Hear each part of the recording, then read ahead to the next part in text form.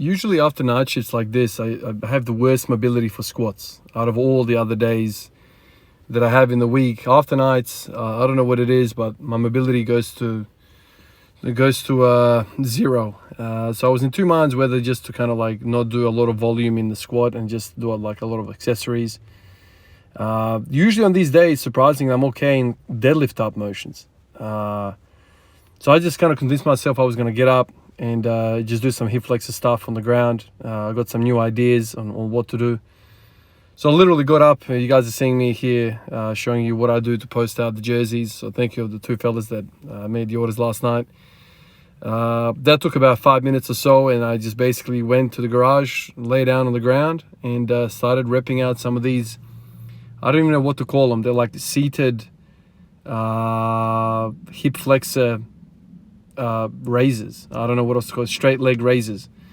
I've written them in the book as a sitting straight leg hurdles. I don't know why. I thought I'd kind of picture that in my mind. There's a hurdle, kind of like I'm throwing my leg over a hurdle. That really spent me, man.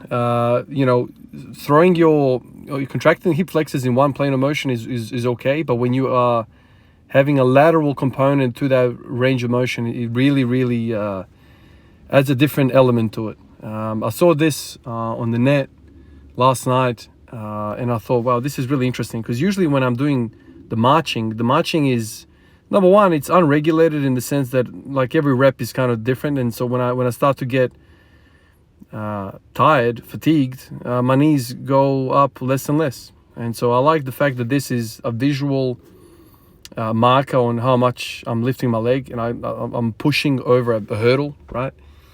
And the other thing, I like the fact that it's short range. It's really short range. It's kind of like the L sit. It trains you for the L sit, which is a very heavy hip flexor motion. I'm kind of working my way towards that. Part of my thinking behind all of this is that, okay, if you want the hamstrings, the adductors to release, you're going to have to get the hip flexors and the side glutes to fire up and do some work in your movement. Because right now, really, if you think about it, I'm all adductors and I'm all glute max. That's kind of what I've trained. The narrow stance gets those muscles shorter and shorter and shorter, and that's kind of where I am. But when I start going to wide, number one, my adductors are stretched out of position, out of the optimal performing range. And number two, I have no stability of the knee. I can't keep my knee out with the side glutes.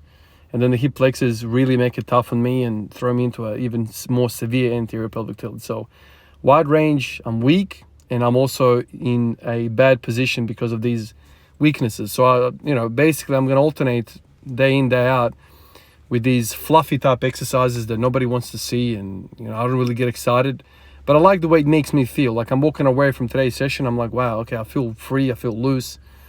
And when you fire up the hip flexors, one thing that happens right away is that your hamstrings start to let go. Now, I'm not stretching my hamstrings in between these sets at all, but because I'm just simply training my hip flexors, my hamstrings are getting longer and longer and longer, and that's that neuromuscular, the neuro component to our body. When one side gets really turned on and is firing on all cylinders, the other one has to release, man. Because the body's trying to make it easier for that activated muscle. The hip flexors want to hip flex. That's simple as that. Iliacus, psoas, rectus femoris, TFL, these structures want to flex the hip. So in order for that to be accomplished, we need to release the other side. So the glutes, the hamstrings, some parts of the adductors, they have to release from that hip extension tonicity for you to actually achieve flexion. And so you kind of get these improved range of motion without even training mobility, without even training, working hard, stretching, static stretching or whatever. And so firing up the hip flexors, man, like I've been reborn. My love for marching is really spiked my interest basically because of these splits. So I'm gonna alternate one day hip flexors, another day side glutes, and keep doing that. And I am horribly weak at these movements, horribly uncomfortable, embarrassing, to think that I can deadlift 265 and I can't hold my leg out to the side more than 3 seconds. Like, it's like, what the hell?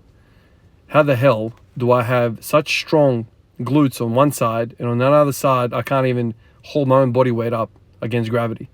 It's unreal. This is, like I said yesterday, it goes to show you that specificity in training is the number one thing, man. Like, you can't train all qualities. It's impossible. You cannot be an expert in all qualities.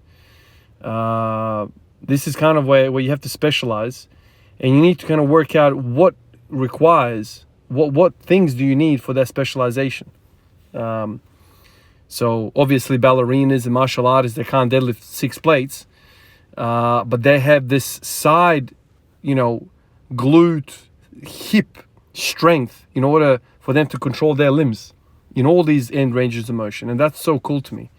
So I just keep wondering, what if I add that type of stuff to my hips, already strong hips in one plane of motion? I can't see a world where that's not going to help the primary thing, because they're so related. They're so related. And my tight ITBs, my tight TFL, my tight hip flexors, all of these things have to release once I add more strength and confidence through those regions of my body. So that's kind of like the really interesting thing to me about all of this stuff, is that, this stuff you can do it basically every single day. It is pump training. It is such small muscle groups. It feels good. The DOMs are not crazy. The central nervous system is not like spent.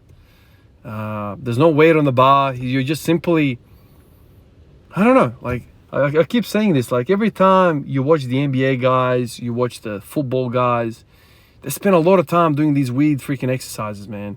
Weird freaking exercises. And I think they do it for a reason. Joint stability, joint alignment, targeting weaknesses, all of that stuff. Now, if you can develop some sort of a attraction, some sort of motivation to do those exercises, and you excel at those exercises, you're only going to benefit. And the switch that flicked in my mind was, okay, you want to get longer in these muscles? You have to get stronger. There's no way about it, man. You can't stretch concrete, man. You can't stretch something that doesn't want to be stretched. The moment you go to sleep, the nervous system takes over and reassesses all of the body every night and goes, okay, in order for us to survive tomorrow without injury, we're going to lock these down. We're going to send more nervous input through these muscles. We're going to shut this, fire up this. And that's how the body, and then you wake up tomorrow morning and you're back to square one after stretching. The reason you're back to square one is because you haven't addressed the elephant in the room, and that's, you have some weaknesses and compensations there which are forcing your nervous system to lock some sections of your body down.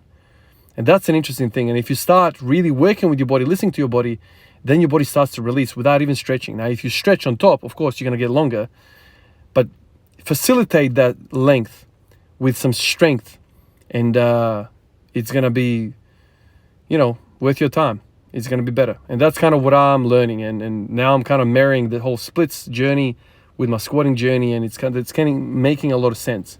There's two perspectives to the same problem, and they're showing me the same signs. Appreciate you guys, and I'll catch you in the next one. Peace out.